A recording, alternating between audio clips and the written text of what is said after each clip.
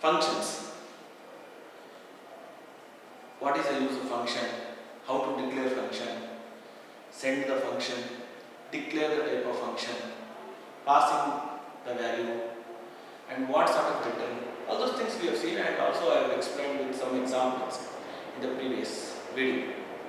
In today's video, we will continue with functions because functions are very important. I think even in the next video also we will continue with the functions only. So in today's session, we will see these topics, how to use this return, and we have a passing parameter by two functions. Then we have a scope of variables. Then we will have storage classes. All those things we will see in today's class. Function is basically a set of instructions which are considered as a separate unit which can be computed independently, and the result can be brought from one place to another place. You will be bringing this set of instruction execution, result to another the same. Or a big task is divided into smaller tasks. Each of these smaller tasks are considered as an independent unit and they are called as functions. So this is what we have seen. Function will have a name, just like the labels that we have defined. It will have a name, and you will have some parameters you are sending it. What is the parameter you are sending when you are calling the function? And it will return, the function will return some value, so that depends on what value it returns. If it returns an integer, then the whole function is called as an integer function because it generates an integer. If it returns a float, then this function is called as a float type of function because it generates one float. So these things we have seen in the previous videos, and we have seen with some examples. Right? In today's class, we will continue with understanding the functions in little more way. There is a function called return which I have already used in C program already. Return is just like, as the name itself indicates, what is that it is returning from this particular function. From this function to the calling function, what value it returns. It can return a single value. You can have an expression here, or a value, or a variable. You can have anything out of this return. So return an expression. So you will be giving the expression. So the expression is computed and the result it is passed back. Similarly, it can send a value. It can send a variable. So you have some variable, it has got some value. So that variable can be returned as a value from this function, and the function which calls this function, the function which calls is called a calling function, and this function is called a called function. So from the called function you are returning, so you can return a variable. It means when it is returning a variable, its value only being returned. So that you have to understand. So we have also seen this with some examples. So return we have already seen with some examples. So therefore I will just continue with further topics. See, there are two types of passing parameters to the function. One is called call by value. Second one is called call by reference. I am not doing this today, but at this juncture, you try to understand there is one more type of passing parameter called as a call by reference. You will see once we complete the pointers. To understand this, you need to have the concept of pointer. I will not explain right now. I will explain this later, but try to know that at least this also should be known when we study pointers. Call by reference, we will see that later. So today we will see with the call by value. Not knowingly the title, we have already practiced call by value. It means a function is called by sending a value. Here in call by reference, your function is called by means of a reference. A function is called by means of reference. In a call by value, you are passing a parameter. This parameter is passed to the called function, and there it is computed, some whatever computation you are doing it, and something it returns. When it returns and then you are executing, and of course you can just use that value, right? But at that point of time, you should be very, very careful about the value which is being used there, whether it is available to you or not. You should be very, very careful while choosing it. What is that? It means you are declaring a variable and you are passing that variable to the called function, and there it is computed and it is returned with some value, and after doing that return, and you will be computing something else and you will be printing it in the calling function, you may be expecting that the variable name would have been changed. No, variable is not changed. In the call by values, as the name itself says, it is only communication happens between the calling function and the called function only through the values. But variable names can be used. Variable name can be used. I am passing call function 1 with a variable name called b. B is only a tool that I am using it here just to communicate. Really, the value of b is going, not b is going. B is not going to that function. B value is only going. So that is why it is called as a call by value. Right? To understand this better, let us take a small example. Right? Write a program.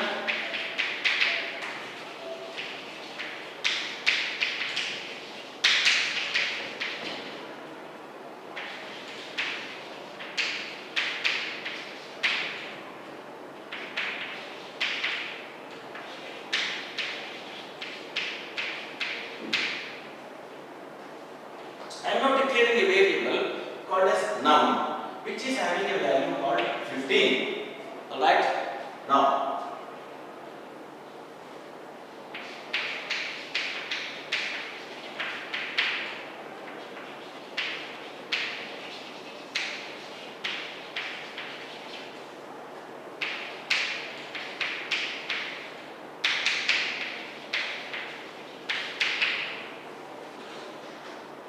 you print the message, the value of num is percentage. You just print this value. Wherever this percentage is there, this num is replaced. So for 15 is replaced. So therefore you know that actually in the output it simply prints 15. Right? Okay. Now I am calling a function. So that function does something there. Right? Okay. You call a function called multiply.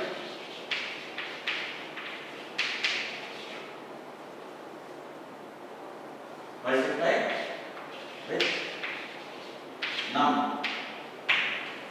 I am now writing a function called multiply here.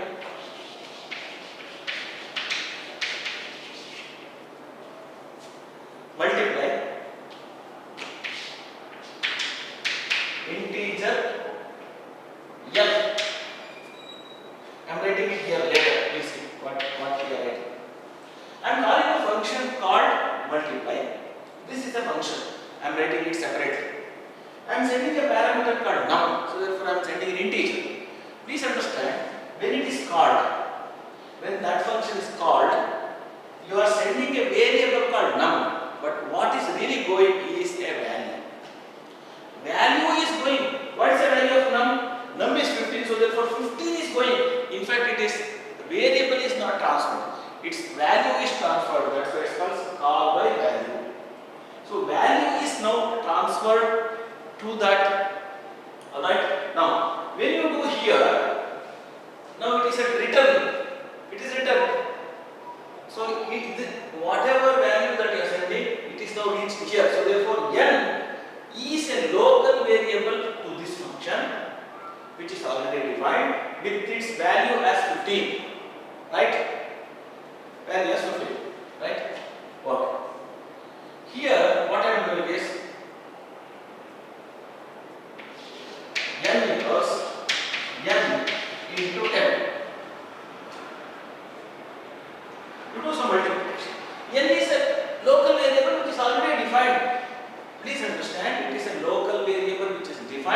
but it has already got the value.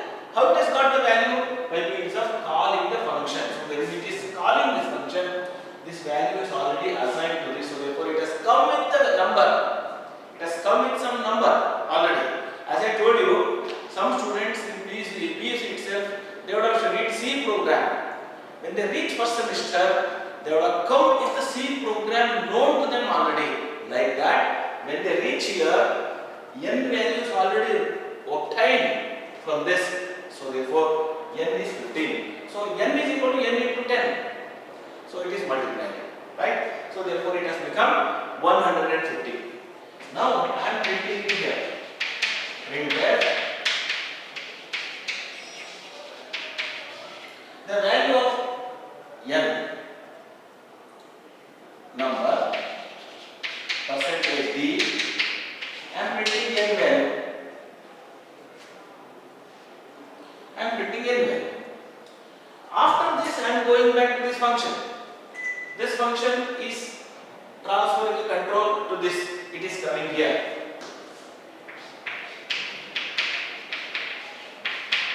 Printed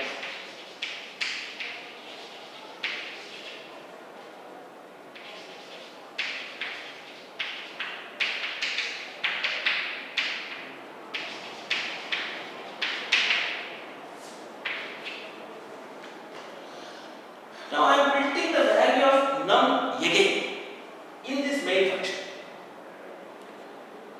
You should be very careful while looking at the result. Now, how does the result looks like? First it prints the value of num is the value of num is 15. After that you are calling a function called multiply. Multiply num. So this is called. You are going here and you are declaring a local variable called n. But the difference between declaring local variable and getting the variable through like this, n already obtained the value from this calling function. So therefore n is local variable and it has got a value, already got it. So n is equal to 15. So n is equal to n into 10. So n is 15. So 15 into 10, 150. So therefore print the value of num. The value of num is n. So therefore here the value of num is 150. Please observe this carefully. Now it prints 150 in this function. After this, you are coming here. You are coming here. And you are printing the value of num is num. You may be thinking that the num value which has gone there has changed. No, it has not changed because num is a local variable here. N is a local variable there. So though you have passed this num there, I told you very clearly, you have passed a value. You have not passed the variable. You have passed the value. So here this is the value. Value of num is what? At that time it is 15. So therefore you are sending this 15 here. And you did some calculation. While coming back, you have not written anything. I have not used any return statement here. So therefore after doing this computation, you are coming back here. And you are printing the value of num is num. So here what it prints? The value of num is 15 only, because num is not changed. Num has not changed. If you want something under what is being computed there should be changed to this value, now you have to use by another method. But what is communicated is only the values. If you like to do that, then you have to do little modification. What is that? You say return n value. It means I am not sending this n. I am returning the value here. So therefore, what is this n? N is an integer. So therefore, it is returning an integer. So therefore, it is an integer type of function. It is an integer type of function. So whenever you are assigning you have a statement called return, then you need to declare what sort of value it returns. So therefore, it returns n value. N is an integer, so therefore it is an integer. Right? Next, when it is returning, you should assign this to some place. Where it is, I can now write this num. You can do multiply num. I am calling a function with a parameter called num. The value of num is 15 has gone there. Does some calculation. Prints. And it returns n value. What is n value? N value is 150. That n value is returned. So, where it is written, it is now stored in NUM. So therefore, NUM now becomes 150. So when you print, the value of num is num. So then this gets printed to 150 like this. So you should be very careful when using the functions. So therefore, it prints 15 here, it prints 150 there, and prints 150 because I am returning the value and printing that. I am assigning this to this num. So this is how you should use the call by values. So values which are only passed, though I am using this num, n, etc., and all, but values are passed. So that's why it's called call by value, return by value, call by values. Right? So there is one more type called as a call by reference. We will not touch upon those kind of things today. We will see that in the next when we complete the pointers. Alright? Interestingly, there are certain things in C program you got to learn the scope of the variables. So this we have seen. Right? What is the scope of variable? A variable, the life of the variable. Life of the variable can be for shorter period, can be for longer period, can be for little more longer period. Its life, existence of this variable. I have already told you about this. If I am a computer science teacher, I am a computer science teacher only to the set of students of computer science. If a teacher is there in mechanical, he is teacher only to those set of people. But if he is a PT teacher, he belongs to everybody. Principal belongs to everybody. So is he principal only to computer science? No. He is principal for everybody. So therefore the scope of the variable can be for a shorter period or a smaller area or a bigger area or little bigger area. So that's how you have to understand. So the scope of the variable can be, sometimes it can be in the block or it can be in the function.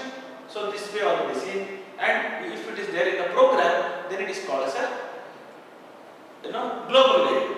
So these two together, they are called as local variables. Block and functions, they are called as a local variables. What is this? A variable which is defined well within the function, they exist only well within that. It doesn't have beyond that. Right? If I declare a variable here,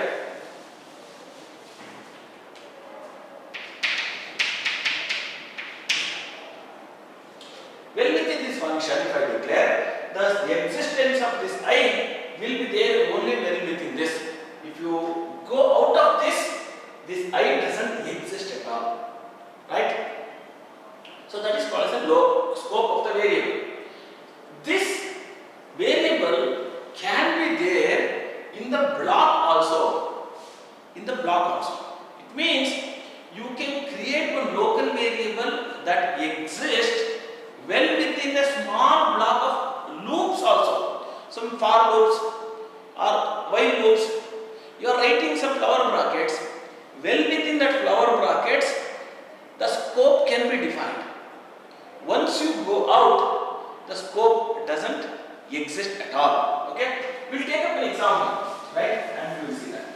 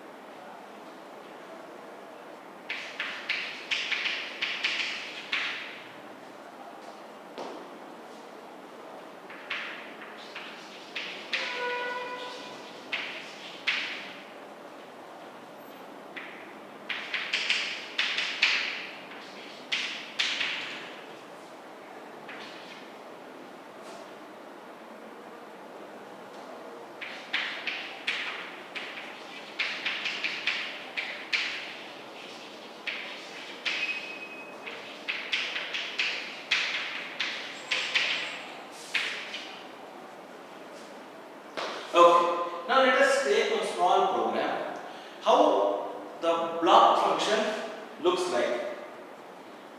I have declared a main function. Two variables called n and I. They are the local variables to this function called main. This main is a function. In that function, you have two local variables called n and I. And now assigning the value of n is equal to 10. Alright? N is equal to 10. Next. Print the value of n.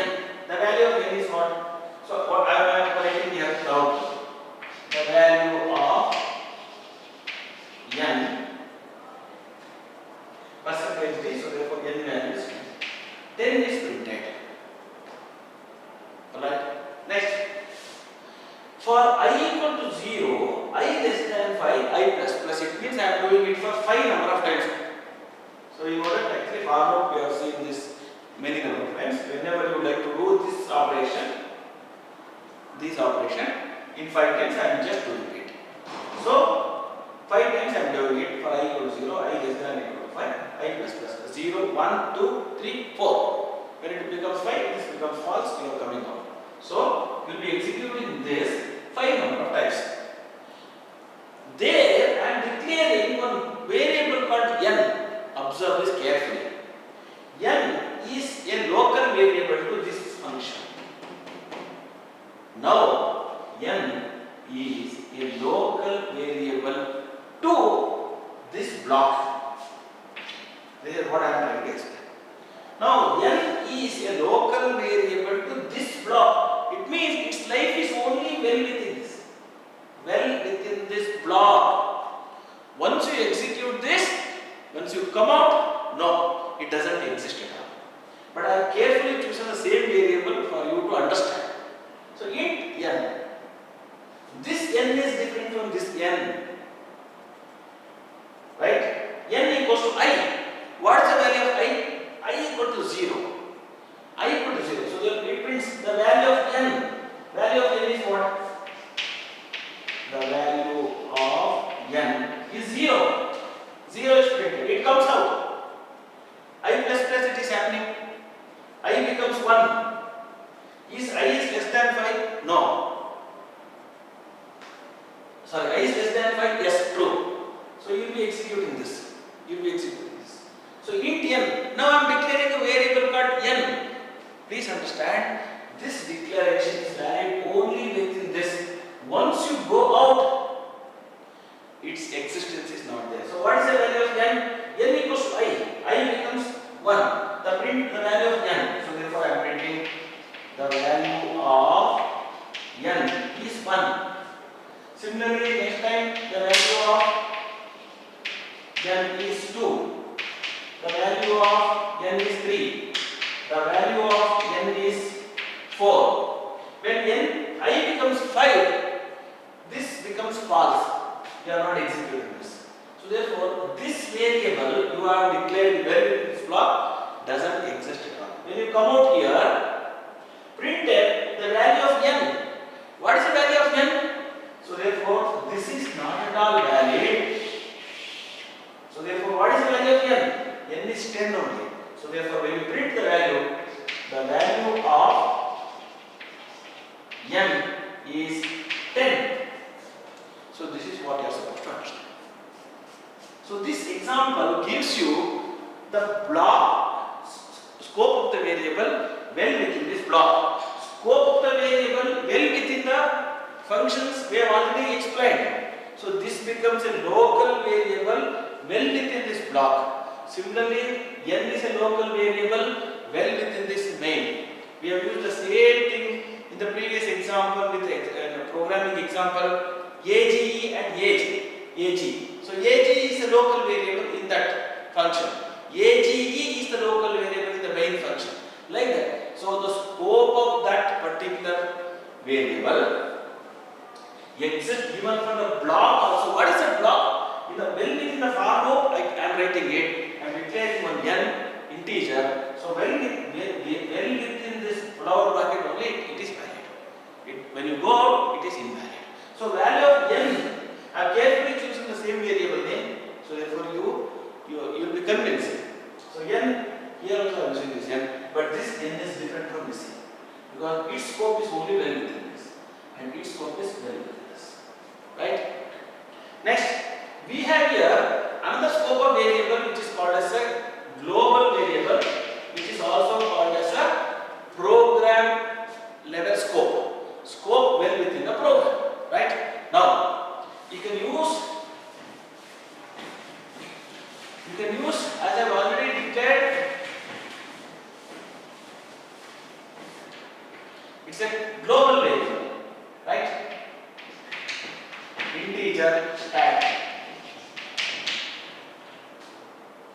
right? I am calling it one function.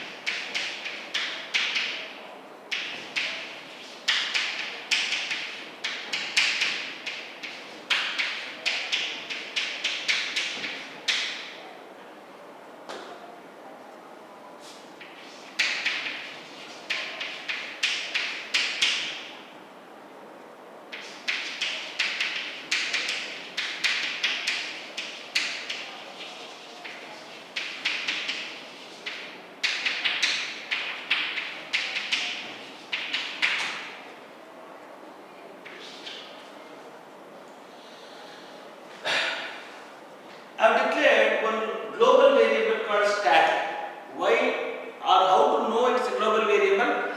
If it is beyond the scope of the function, see, the function name is within this, and one is within this.